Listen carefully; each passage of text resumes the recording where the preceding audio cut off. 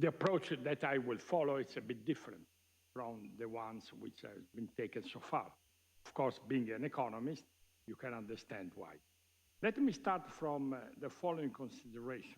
The fundamental message stemming from Pacem in Terris, which was published, as you will recall, on April 11, 1963, just 2 months before the death of John 23rd, as I said, that the fundamental message is to establish a strong connection between peace and the construction of institutions of peace.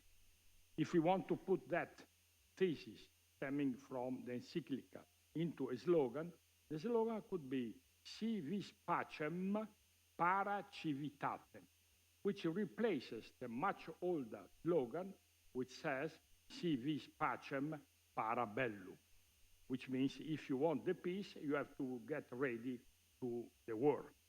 So the perspective of this encyclical is diametrically opposite to the one which was prevalent in his days and perhaps also in this.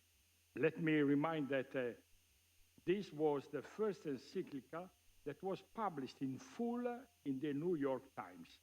Never occurred before. And it was taken as official document in the time at the United Nations. So what does it mean to be peacemakers in today's historical condition? In other words, if we take this stance, what does it imply? To this question, I will devote the minutes that I have at my disposal.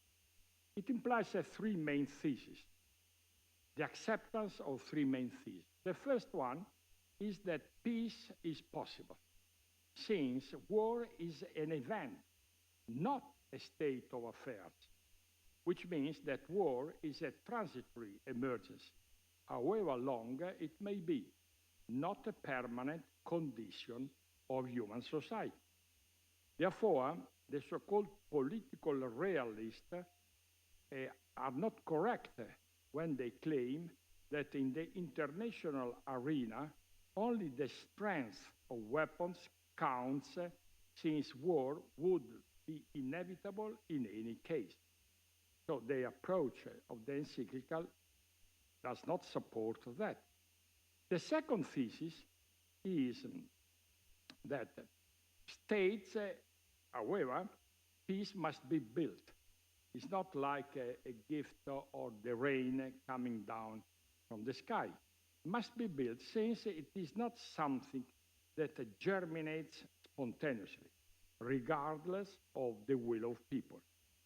In a book of great relevance, in my opinion, which was published in 1942 by the American political scientist Kenton Wright, there is a thesis which is not repeated nowadays, but in my opinion is fundamental.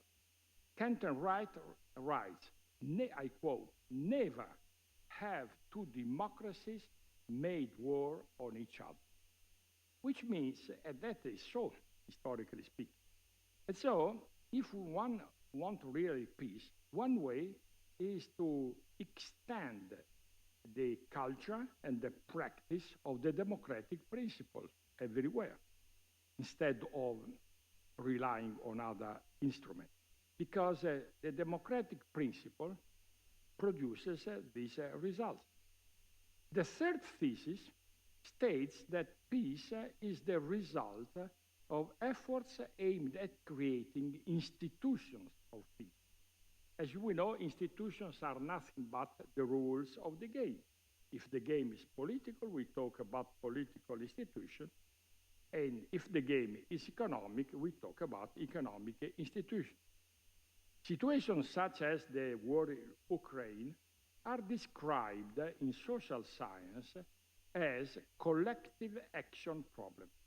In other words, problems in which each participant has a long-term interest in cooperating, but a strong short-term incentive to act opportunistically. This is why institutions are needed.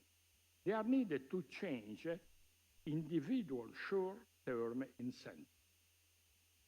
The British philosopher Herbert Hart distinguished, as we know, between primary rules, in other words, the basic rules of cohabitation, according to his wording, from secondary rules, which are the rules for setting rules. Well, it is a fact that the current international legal system has only primary rules. We do not have secondary rules at the international legal system. And that is the reason why what we observe happens. In this regard, an example of a secondary rules is the fact that the rules of justice are, of course, necessary, but not sufficient. Because justice can be unjust. Because justice has to be fair. And the fairness is connected to justice. You know, that is the notion that the old Greek called epikeia, and the Roman, they call it equitas. And you know certainly the difference between the two. So when we say that the peace has to be just, and we stop there, we made a terrible ingenuity, because we have to say justice as fairness. And in fact, the title of the famous book by John Rawls, 1971, is Justice as Fairness. Because a justice which is not fair generates always war, always, in one way or the other. At this point, then, the question becomes, which peace institutions deserve priority attention in today's conditions? Now, let me list some of these priorities. The first one is the repudiation of war as a means of conflict resolution needs to be made credible by providing effective means to defend the aggressor. In this regard, just to give an example, is that we need to change the UN Charter, taking away the so-called veto power. Because the veto power is a scandal. It's the same thing as in the economic area, we grant a monopoly power to a firms over the others. In the same way as monopolistic behavior is detrimental in the economic area, the same is true in the political area. And I have reasons to believe that perhaps not in a very long run, this rule can be modified. And there is no need to explain the rationale for that. A second important and urgent institution is the creation of what we can call International Aid Management Agency, YAMA, which should be created within the UN universe, to which the resources made available by the peace dividend and other sources should flow. The working of such an agency has to be based on the principle of subsidiarity. Just a recent piece of research was published, according to which if only 10% of global military expenditure, amounting to some 1.7 trillion annually, trillion of dollars annually, were diverted to such an agency, the current structural inequalities could be redressed within a decade. But only 10%, because of course nobody is so naive to cancel everything.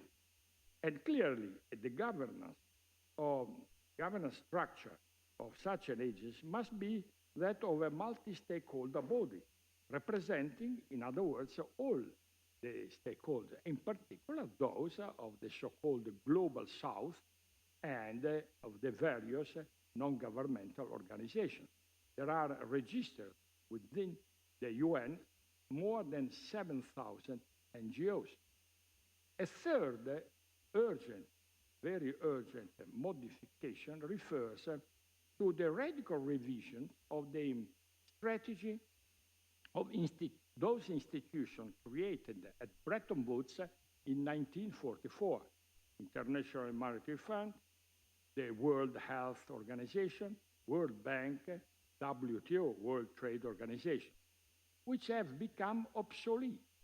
They are not, in my opinion, wrong, but now they are obsolete because they were designed for a world that no longer exists. We know what happened in 1944, Bretton Woods after the war, etc. At that time, at the same time, it is necessary to work towards the creation of two other institutions, which are very urgent. One is the World Organization for Migration. How is it possible that nobody is thinking those terms? In the world today, there are more than 200 million permanent migrants at the world level. And still there is no organization endowed with the power, necessary power to take care of them. And then we are amazed of the phenomenon of migration. Of course, because you see, negotiations are done, but if the agreements are not ratified, nothing happens. The other one is the World Environmental Organization. We keep on crying, but we know that nowadays the environmental destruction is a major cause of war. Consider the so-called, and the same is true with the migration, the climate, migrants, etc. So we have an obsolete organization, not yet a new organization. A fourth urgent initiative is the design of a new sanctions regulation. Now, there is no time, but in a very recent book by Mulder, published last year, he reconstructs the history of economic sanction and explores their limits. And if you have the patience to read the book, the result is that the sanction system are wrong. And they generate opposite results. Even in this world, we have applied the sanction and they are producing countereffective results. Now, I have no time to enter into the details, but the book is very. And finally, it is obvious that it's urgent to start a plan off the ground for a balanced reduction of armaments, about which those who spoke before me were very, very clear, etc. Let me only remind you that the Treaty on the International Trade in Conventional Arms, approved in the year 2013 and ratified in 2020 by European Union and China, but not, for instance, by US and Russia. That is a fact. The UN Convention on Autonomous Weapons Devices ended in December 2021, but no decision was yet taken to renovate or to modify, and so with many, many other examples. I have finished my time, so let me conclude by saying that at the time when a neoliberal policies are in decline everywhere, geopolitical realism is becoming the dominant ideology. At the heart of the realist thinking is the so-called security dilemma, which is a situation in which the major powers choose national security as the primary objective of their action.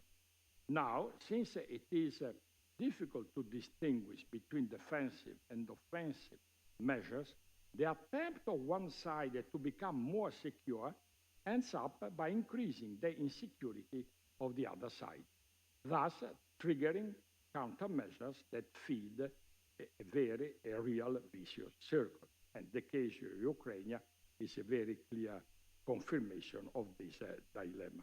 So to conclude, the message of hope that emanates and stems from Pacem in Terris is that the certainty that the technical and scientific progress offer us are not enough. This progress has in fact increased and will continue to increase our ability to find the means to achieve goals of every sort. But if the problem of means is today far more favorably solved than it was at any other time, this does not mean the same will happen for the problem of ends, of choosing ends. And mankind today is burdened by the necessity of deciding on its end. And that is why the message stemming from Pope Francis about the principle of fraternity, in my opinion, represents a new perspective for a viable and peaceful future. Thank you.